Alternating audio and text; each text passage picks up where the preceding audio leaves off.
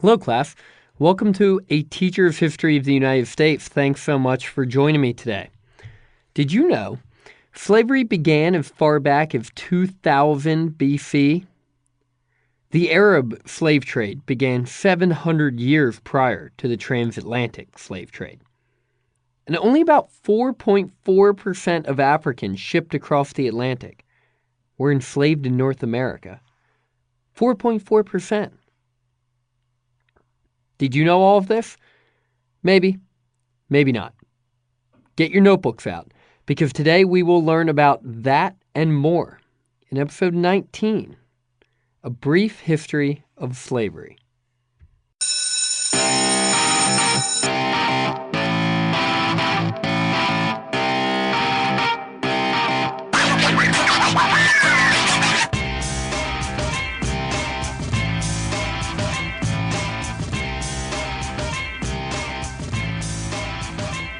Hello and welcome to class. To catch everyone up, I want to briefly provide context for our lesson today. Last week, we went into detail discussing indentured servitude in North America during the 17th and 18th centuries, and how Bacon's rebellion in 1676 directly and indirectly affected the future of indentured servitude in North America. When we left off last week, I mentioned how following Bacon's rebellion, American landowners were going to look more towards Africans as their source of labor, not as indentured servants, but as slaves. Now, slavery is an incredibly complicated and complex topic, and one that is challenging to communicate in any type of simplistic or truncated fashion. As you have probably come to find in this podcast, I want to make sure I don't leave anything important out, and with everything we cover, I want to provide you with the proper context so you can get the most out of the information that's presented. Providing new information without context is a waste of both of our time and takes a potentially effective lesson and makes it confusing, too difficult to follow, or will be lacking in importance and value it otherwise would have. Because of this, I'm going to break up the lesson on slavery into a few different episodes. Today, we will be focusing on the history of slavery throughout Africa, the Middle East, and Western Europe. We will leave off our lesson today with the beginnings of the African slave trade to North America. This will provide you with proper background and context for slavery throughout history, and will hopefully give you a better understanding for how slavery became so entrenched in American society, and how this practice was likely more widespread and complex than maybe you first realized. If we trace slavery back to its origins, we will find that slavery began as far back as 2000 BC, over 4,000 years ago. Now, often, the men who were taken captive were usually killed because they were too dangerous to own, and the women were taken as slaves or even as concubines. Over time, foreigners became the most commonly used source of slave labor. I'm sure you've heard the word barbarian before. Well, in ancient Greece and Rome, barbarian meant a member of a community or tribe not belonging to that civilization. Oftentimes in these civilizations, the slaves were in fact the barbarians. The differences in their appearance and their language made them easier to subjugate and seemingly more animal-like. As we move forward, I want to recognize the universally agreed reality. In many of these slave-owning communities, the slaves could be treated as property, whether they were sold, traded, leased, treated poorly, or even physically and psychologically abused. This is no different than in the 17th, 18th, and 19th century America as it was throughout the 4,000-plus year history of slavery. Because what we need to understand and recognize is that slavery was very common in many cultures throughout history. Heck, even the root of the word slavery may surprise you.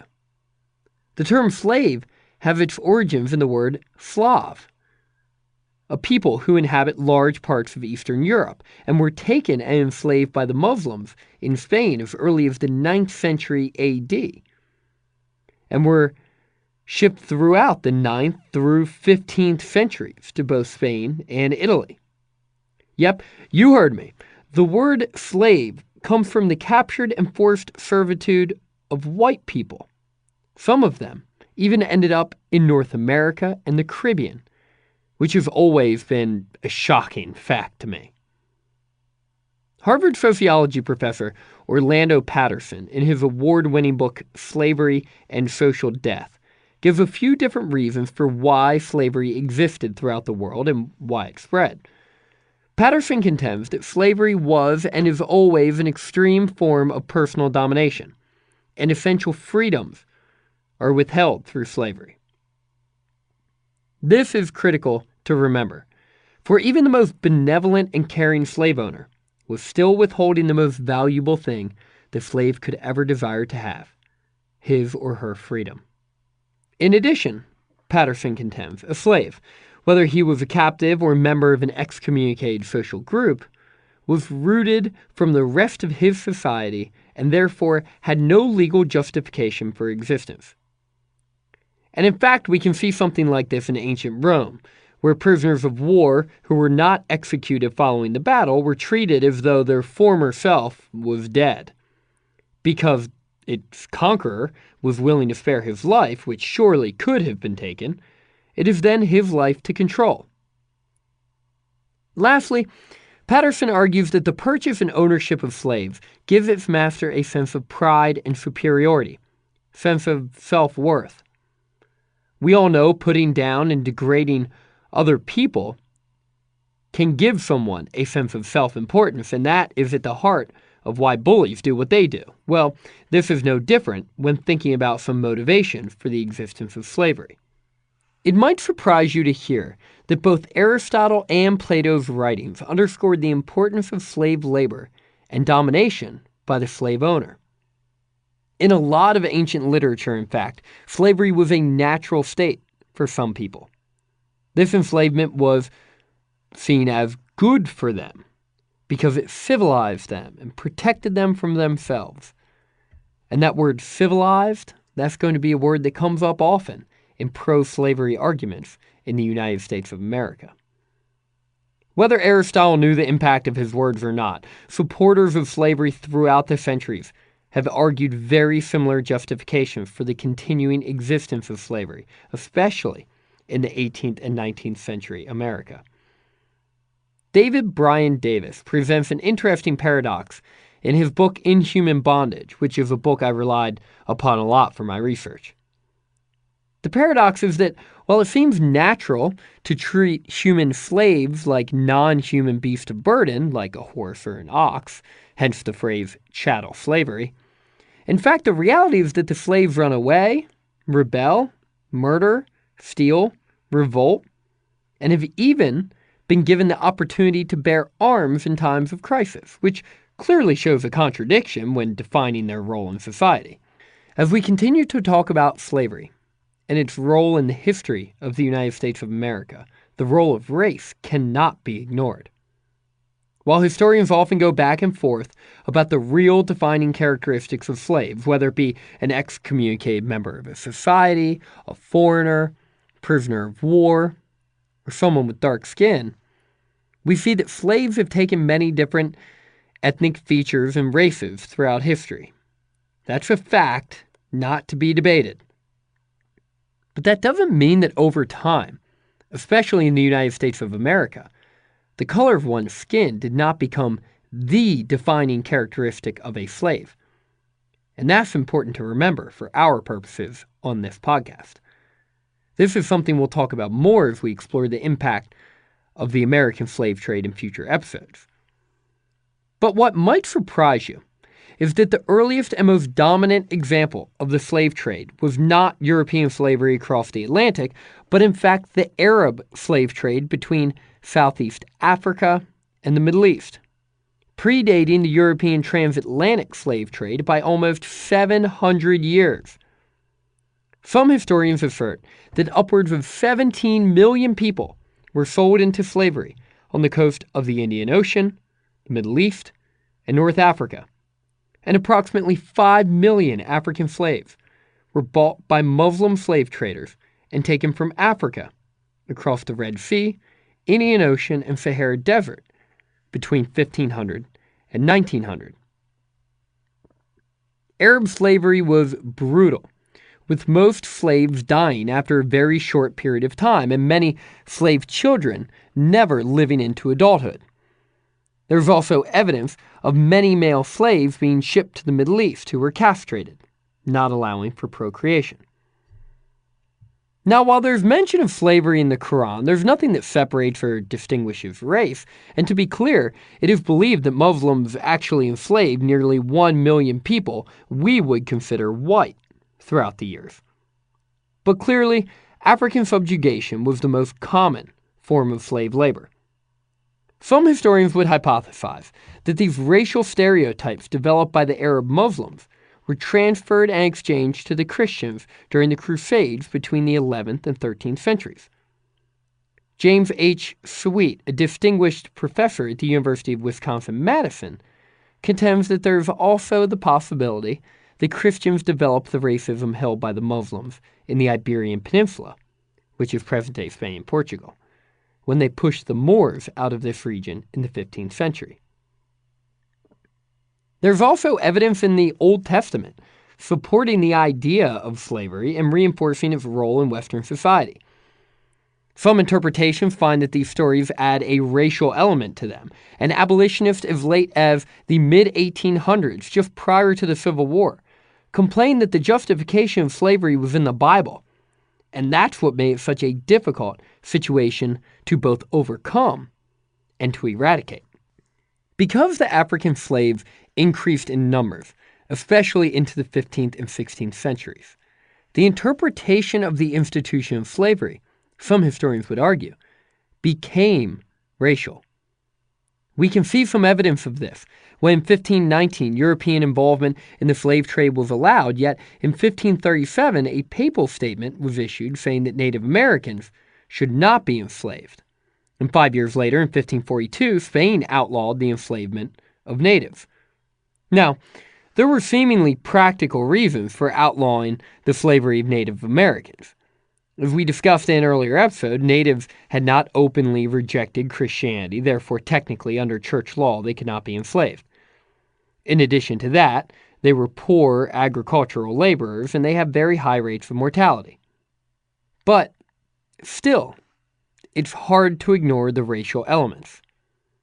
While the contention that slavery is not a racial issue, but one of domination, might be historically accurate when looking at the 4,000 plus years of slavery, a more recent examination of slavery and its impact in our country shows that race likely did play a vital role in determining whether or not it was proper for you to be enslaved. I would like to once again reference and give credit to author David Bryan Davis for the following passage from his book Inhuman Bondage, in which he mentioned a few different influential thinkers and writers in the 18th century, who very clearly see slavery as a racial issue. For example, David Hume, Britain's most respected philosopher in the 20th century, wrote in 1748, quote, "I am apt to suspect the Negroes, and in general all other species of men, to be naturally inferior to the whites. There never was any civilized nation of any other complexion than white.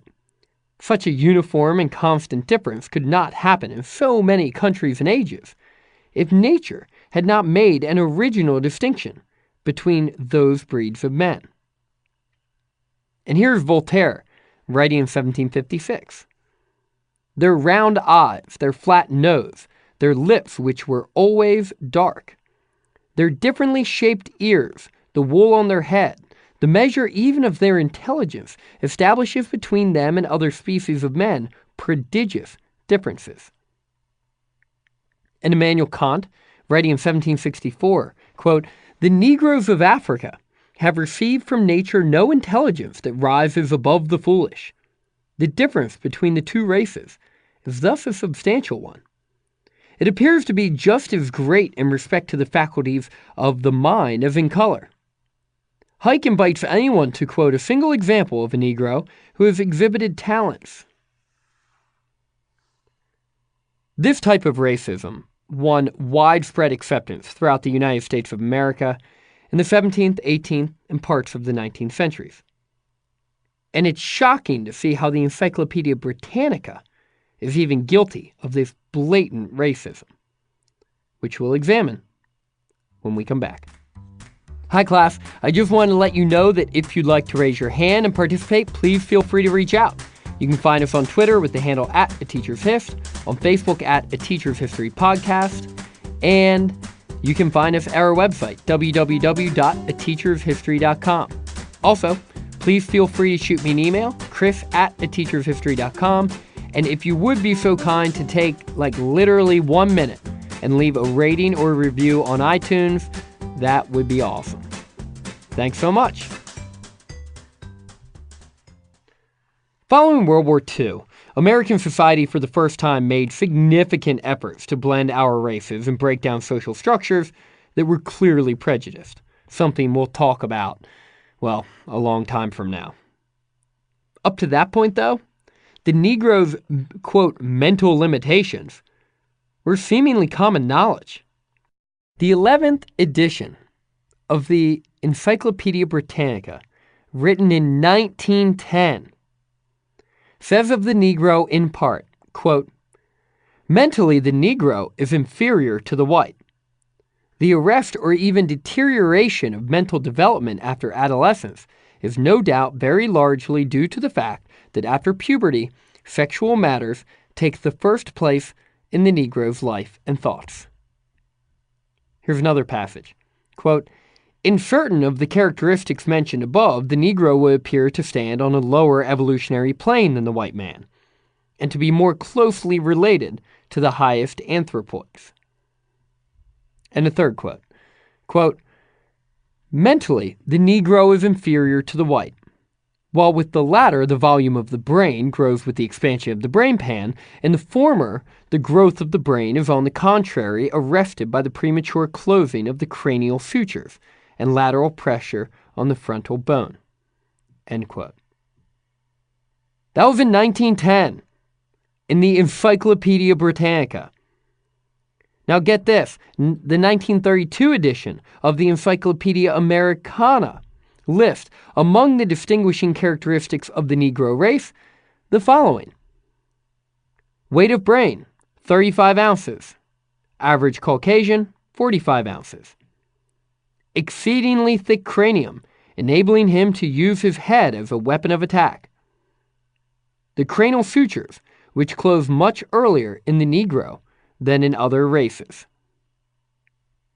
Pretty shocking stuff. Now we know that in 1495, Columbus transported 500 Native American slaves back to Spain and had dreams of the slave trade of Native Americans. In 1501, some African slaves arrived for the first time in the Caribbean, and from there the slave trade became a burgeoning enterprise across the Atlantic to countries all throughout the Americas. By the early 1800s, over 8 million African slaves had departed Africa to the New World, and by the time the United States of America had outlawed the slave trade, over 75% of the population that sailed to the Americas were African slaves. In fact, for every white European who sailed across the Atlantic, 5.5 Africans were shipped across. This slave labor became essential to the American economy. The sheer amount of human labor that was brought to the New World was shocking and allowed these economies to not only survive but even thrive on the world stage. It might be a bit surprising, the actual breakdown of the numbers of Africans shipped to the different areas of the Western Hemisphere. According to The Slave Trade by Hugh Thomas, another book I've been relying on for my research, approximately 35% or 4 million African slaves ended up in Brazil, with 2.5 million going to the Spanish nations in South and Central America, 2 million to the Caribbean and to the British West Indies, 1.6 million to the French West Indies, 500,000 to the Dutch West Indies, and 500,000 to North America. That means out of all the Africans shipped across the Atlantic, according to Thomas, only 4.4% ended up in North America. It was in fact the high birth rate and the internal slave trade that saw African American populations boom in the 17th to 19th century in the United States. As you pack up your things, I want you to note the prevalence of slavery throughout world history. While it will certainly be a recurring theme in our United States History podcast, the U.S. and Western Europe were not the first to be involved, but really, on a large scale, they were the last. Their desire for eventual self-improvement and abolition of slavery has closely linked them to the institution itself. Now, make no mistake, the American institution of slavery was abhorrent, cruel, and debilitating to millions of African Americans and subsequent generations of African Americans. But slavery was not an American invention and was around thousands and thousands of years prior to America's founding. Some countries even still had slavery as late as the mid-20th century, and there are areas of the world today where you can still find it being practiced. I'm not in any way dismissing blame or responsibility, but instead just trying to give you some context for this horrific institution's history. I will discuss in other episodes throughout the life of this podcast the Atlantic slave trade, the intercolonial and interstate African slave trade, and the socioeconomic permanence that it created for millions of African Americans. These facts are almost impossible to understate. As we move on in these episodes, I challenge you to keep an open mind and be willing to learn and maybe challenge some preconceptions that you have about the United States of America and, for our purposes today, slavery. The more we know and the better we understand our history, the more effectively we can create a society of opportunity for everyone in the future. As my mentor once told me, the more we seek to understand, instead of being understood, the better we can begin to address issues from perspectives other than our own. Thanks for listening, and hopefully now you can take pride in knowing just a little bit more about the history of the United States. Class dismissed. Next week, we will continue with our lessons on the Atlantic slave trade, honing in specifically on the trip across the Atlantic Ocean, otherwise known as the Middle Passage. See you then.